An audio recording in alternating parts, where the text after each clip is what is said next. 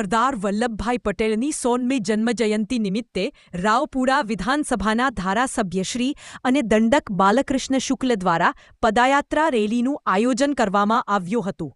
ભારતના શિલ્પી અને લોહપુરુષ અને દેશની એકતા અને અખંડતાના પ્રણેતા એવા સરદાર વલ્લભભાઈ પટેલની 100મી જન્મજયંતિએ આપણા સૌ વતી સરદાર વલ્લભભાઈને ભાવાંજલિ અર્પણ કરું છું.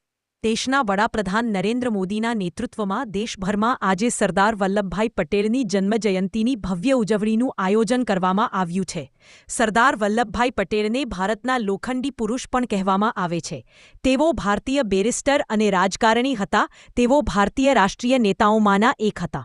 તેમણે ભારતની સ્વતંત્રતાના પ્રથમ 3 વર્ષના સમયગાળા દરમિયાન નાયબ વડાપ્રધાન, ગૃહપ્રધાન, માહિતી પ્રધાન અને રાજ્યોના પ્રધાન તરીકે સેવા આપી હતી. આજે 31મી ઓક્ટોબરે તેમની 100મી જન્મજયંતિ છે. વલ્લભભાઈ ઝવેરભાઈ પટેલનો જન્મ 31મી ઓક્ટોબર 1875ના રોજ ગુજરાતના નડિયાદમાં થયો હતો. તેઓ સરદાર પટેલ તરીકે જાણીતા હતા. તેઓ ભારતીય રાષ્ટ્રીય વરિષ્ઠ નેતા હતા જેમણે દેશના સ્વાતંત્ર્ય સંગ્રામમાં અગ્રભૂમિકા ભજવી હતા.